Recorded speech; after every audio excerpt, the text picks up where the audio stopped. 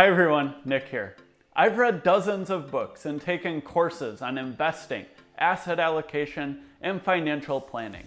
After all of this research, I believe the 3-fund portfolio is the best for most people. Many people say it's good for beginners. I disagree. This portfolio is not only good for beginners. It is not something to grow out of like training wheels on a bicycle. It is an elegant and simple solution to a complex problem. The 3-fund portfolio is one of the most efficient portfolios when it comes to your time, taxes, fees, and getting one of the best risk-adjusted returns. It is well diversified, easy to manage, easy to adjust to your goals, and easy for your spouse to understand. Best of all, it is mathematically certain to outperform most investors. This is a phenomenal portfolio and is what I use. I'm going to go over all of these points in more detail, then share the basics on how to get started. I believe you will get a lot of value from this video. All that I ask is that you smash the like button to support free financial education on YouTube. As always, remember that my videos reflect my opinions. Do your own research. A 3-fund portfolio generally consists of a total US stock index, a total international stock index, and a total US bond index. These represent the major asset classes. As an example, let's look at the Vanguard indexes. VTSAX or VTI provide exposure to the entire US stock market and holds 3,669 stocks.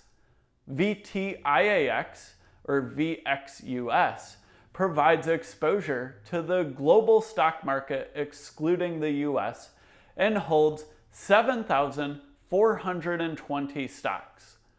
VBTLX or BND provides exposure to the entire US bond market with 10,074 bonds, mostly of very high credit quality, including the US government bonds, mortgage bonds, and corporate bonds.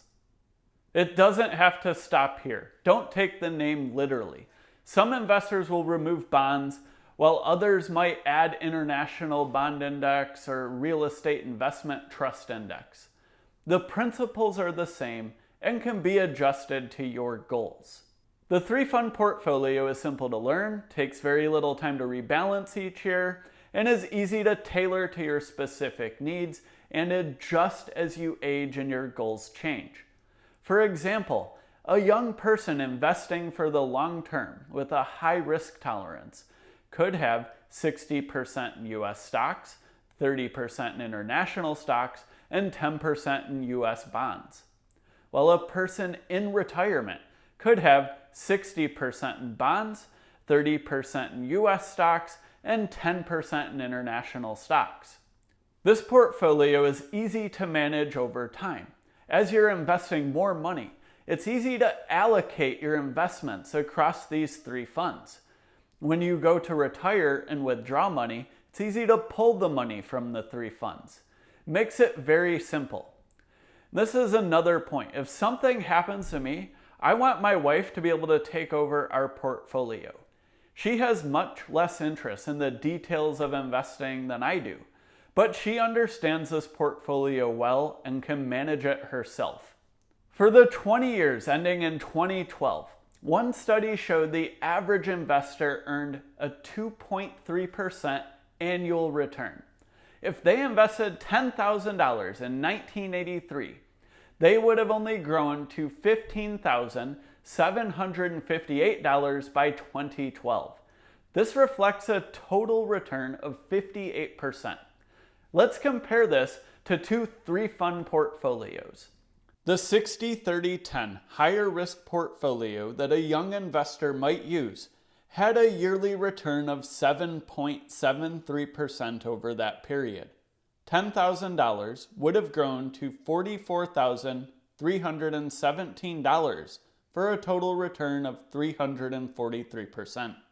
Next, a more conservative 30-10-60 portfolio had an annual return of 7.3%, totaling a 309% overall return. The average investor got a 58% total return, while these three fund portfolios returned over 300%, a return that is more than 5 times better than the average investor. Most people are not great investors. They may take too much risk and panic sell when the market drops, or gamble on the latest investing fad. They may think that the three fund portfolio is too simple or boring.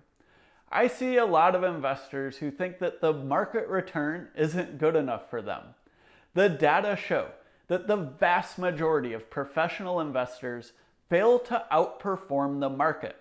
In spite of this, some people think they can beat these professionals with just a couple hours of research on nights and weekends. This is like thinking you can compete in the Olympics by hitting the gym once or twice a week. It is shocking. Most people will live to the age of 80, maybe even 100. You have the time to let the power of compounding work for you. Every dollar you invest now can compound into massive returns over 40 years. There's no reason to gamble on trying to beat the market, which is a bet most people lose. It's especially deceiving because your stock picks probably won't go to zero. Let's say you were to invest $10,000 now for 40 years. And let's say your stock picks could get an annual return of 6%. After 40 years, your $10,000 would grow to almost $103,000. That's pretty good, right? Now let's say the market returned 8% over that time. Your $10,000 in the market would have grown to over $217,000. While your stock pick still would have made a lot of money, you would have effectively lost $114,000, or more than half of your potential return, to opportunity cost, plus all the time you wasted on the analysis. If I were to do this, I think value investing like Warren Buffett is the way to go versus the latest fads or meme stocks. I've been reading a book used in the University of Michigan MBA program called Equity Valuation and Analysis by Lundholm and Sloan, link below.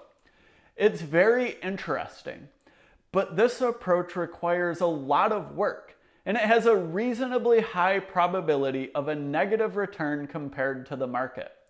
With the total market index funds, you're leveraging the collective knowledge of the market in valuing companies. You're much more likely to achieve financial independence by focusing on increasing your income. I made a video with 6 tips to double your income, which I'll link up here and down below. While it's not possible to eliminate all risks in investing, the 3-fund portfolio mitigates many risks. These are basic risks that many investors fall prey to. First is the failure to capture the market return. As we saw, the market return is vastly better than most investors received from 1983 to 2012. While the average investor got the 58% total return, the 3-fund portfolio got 309% to 343%, completely crushing the average investor. It eliminates numerous behavioral risks. I made a video on 12 destructive investing behaviors, which I'll link up here and down below. Another risk is advisor risk. Advisors charge a lot of money, sometimes 1 to 2%, and they put you in more expensive funds. This drags your portfolio and adds a risk that they underperform the market. The 3-fund portfolio is so simple that you can probably manage it yourself. Index front-running is another risk. Using the total stock index funds instead of ones like the S&P 500 eliminates index front-running. Recently, Tesla got added to the S&P 500, and investors drove up the price before the S&P 500 funds bought Tesla. Total market indexes don't have this same type of risk. Fund manager risk is where many funds have managers picking stocks for the fund. Studies have shown that the vast majority, over 80%, fail to beat the market. And over even longer periods of times, it's much higher than 80%. But these people charge high fees for the underperformance. Asset bloat is another type of risk. A fund or fund manager may have done very well in the past couple years. This causes many investors chasing performance to pile into the fund. The fund manager is stuck with the problem of trying to invest all this new capital effectively. And they struggle to do so and get the same returns they got in the past. This could be a risk with hot performing funds like the ARK ETFs. Sector risk is another risk where investors are over-concentrated in some recently hot sectors. Individual stock risk is another one where investors may not be diversified, have too much exposure to single companies. All of these risks are at least mitigated by the 3-fund portfolio and total market indexes. The 3-fund portfolio is also very efficient across numerous dimensions. My 3-fund portfolio has a weighted average expense ratio below 0.04% per year. For every $10,000 I have invested, this is $4 per year in expenses. This is a phenomenal deal to allocate my capital across 11,000 stocks in nearly every country and 10,000 US bonds. A $1 million portfolio would pay just $400 per year in expenses at this ratio. While robo-advisor fees of 0.25% or 1% for a human advisor may seem small, they can eat up a massive amount of your return when compounded over 30 to 40 years. Another efficiency of the 3-fund portfolio is the risk-adjusted return. While there may be opportunities for higher returns, the total market portfolio is one of the best when it comes to risk-adjusted returns. A former mathematics professor from Northwestern University, John Norstad, offered 3 proofs for the total market being efficient, suggesting that no other US stock portfolio can be more efficient than the total stock market, or have a lower risk and higher expected return. The 3-fund portfolio is also very tax efficient.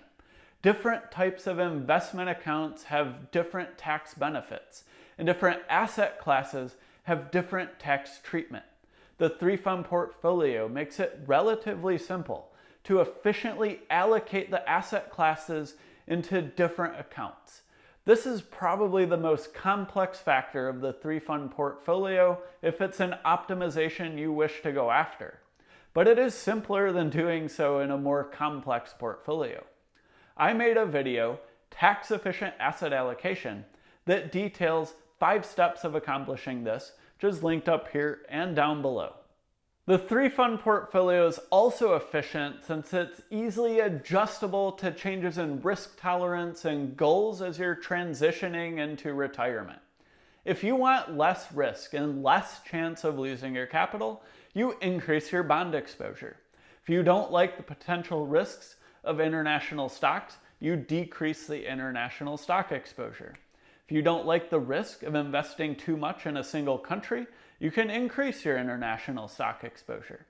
As you age, your goals will change and you can make these adjustments. Getting started with the 3-fund portfolio is pretty simple. You could use the Vanguard mutual funds or ETFs I mentioned earlier, or you could use options from Fidelity, Charles Schwab, or other fund providers. I'll put a link below to the Bogleheads wiki, which has the equivalent of these funds from different providers. If you want to learn more about the 3-fund portfolio, the Bogleheads Guide to the 3-fund portfolio is a great book that goes into a bit more detail than I'm covering in this video. I'll put a link to this below. I believe the 3-fund portfolio is the best portfolio for most investors. It is very simple, efficient, and mitigates many of the risks that lead to underperformance. If you want an even less involved investing option and don't mind giving up some of the efficiencies, the Target Retirement Fund is a single fund portfolio that uses the 4 funds discussed here, but does all of the rebalancing for you. I made a video on the Target Retirement Funds, which I'll link up here and below. This is the next best option for most people, in my opinion. Deviating from a market-weighted portfolio means you are making a bet that you know more than the market. If that's true, I envy you. A 3-fund portfolio that provides the market return is good enough for me. I became a millionaire with this strategy. I focused on increasing my income, being somewhat frugal, and investing more than half of my income in the 3-fund portfolio. It worked for me, and I believe it is the best approach for most people.